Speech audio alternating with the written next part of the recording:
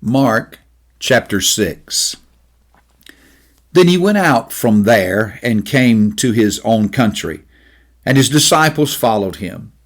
And when the Sabbath had come, he began to teach in the synagogue. And many hearing him were astonished, saying, "Where did this man get these things? And what wisdom is this which is given to him, that such mighty works are performed by his hands? Is this not the carpenter, the son of Mary, and brother of James, Joseph, Judas, and Simon? And are not his sisters here with us?" So they were offended at him. But Jesus said to them, "A prophet is not without honor except in his own country, among his own relatives, and in his own house." Now he could do no mighty work there, except that he laid his hands on a few sick people and healed them, and he marveled because of their unbelief. Then he went about the villages in a circuit teaching. And he called the 12 to himself, and began to send them out 2 by 2, and give them power over unclean spirits.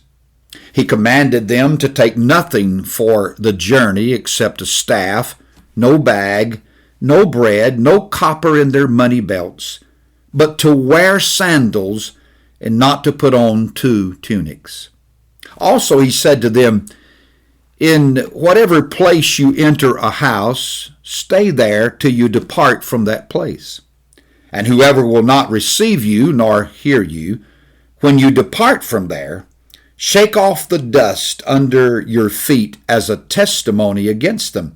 Assuredly, I say to you, it will be more tolerable for Sodom and Gomorrah in the day of judgment than for that city." So they went out and preached that people should repent, and they cast out many demons, and anointed with oil many who were sick, and healed them. Now King Herod heard of him, for his name had become well known, and he said, "John the Baptist is risen from the dead, and therefore these powers are at work in him." Others said, "It's Elijah." And others said, "It's the prophet," or like one of the prophets. But when Herod heard, he said, "This is John, whom I beheaded. He has been raised from the dead." For Herod himself had sent and laid hold of John, and bound him in prison for the sake of Herodias, his brother, Philip's wife, for he had married her. Because John had said to Herod, "It is not lawful for you to have your brother's wife." Therefore Herodias held it against him, and wanted to kill him, but she could not. For Herod feared John, knowing that he was a just and holy man, and he protected him. And when he heard him, he did many things, and heard him gladly.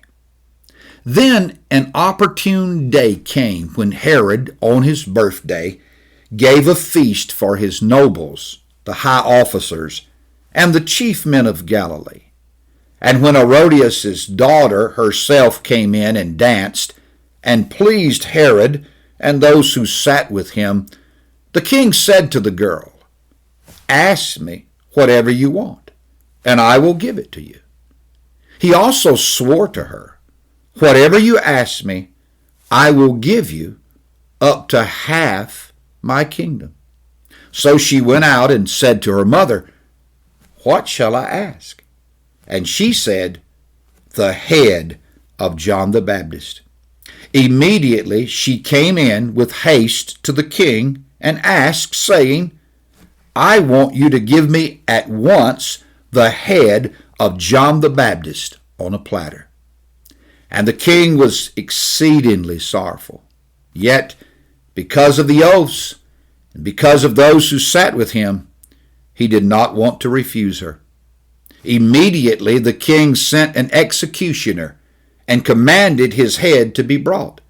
And he went and beheaded him in prison, brought his head on a platter, and gave it to the girl, and the girl gave it to her mother. When his disciples heard of it, they came and took away his corpse and laid it in a tomb. Then the apostles gathered to Jesus and told him all things, both what they had done and what they had taught. And he said to them, "Come aside by yourselves to a desert place and rest a while." For there were many coming and going, and they did not even have time to eat. So they departed to a desert place in the boat by themselves. But the multitude saw them departing, and many knew him, and ran there on foot from all the cities. They arrived before them, and came together to him. And Jesus, when he came out, saw a great multitude, and was moved with compassion for them, because they were like sheep not having a shepherd. So he began to teach them many things. When the day was now far spent, his disciples came to him and said, "This is a desert place, and already the hour is late. Send them away, that they may go into the surrounding country and villages and buy themselves bread, for they have nothing to eat." But he answered and said to them, "You give them something to eat." And they said to him, "Shall we go and buy 200 denarii worth of bread and give them something to eat?"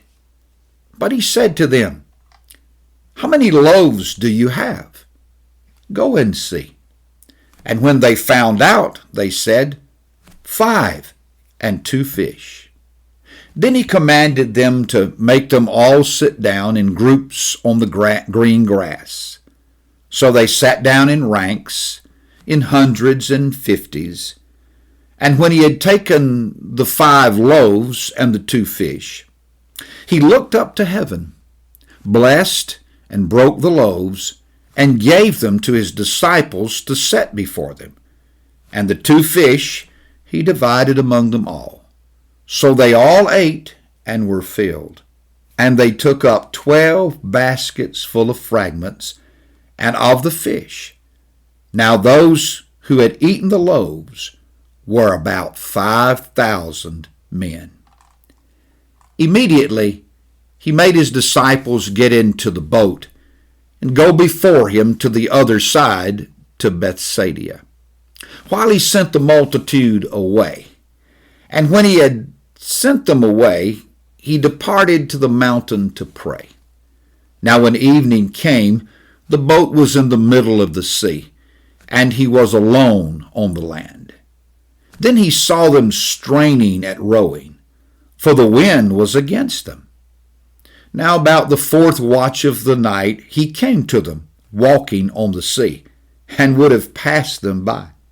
And when they saw him walking on the sea, they supposed it was a ghost, and cried out, for they all saw him and were troubled.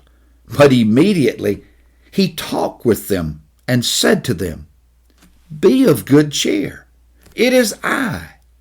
Do not be afraid." Then he went up into the boat to them, and the wind ceased. And they were greatly amazed in themselves beyond measure, and marveled, for they had not understood about the loaves, because their heart was hardened. When they had crossed over, they came to the land of Gennesaret, and anchored there. And when they came out of the boat, immediately the people recognized him, ran through that whole surrounding region, and began to carry about on beds those who were sick to wherever they heard he was. Whenever he entered into villages, cities, or the country, they laid the sick in the marketplaces and begged him that they might just touch the hem of his garment. And as many as touched him were made well.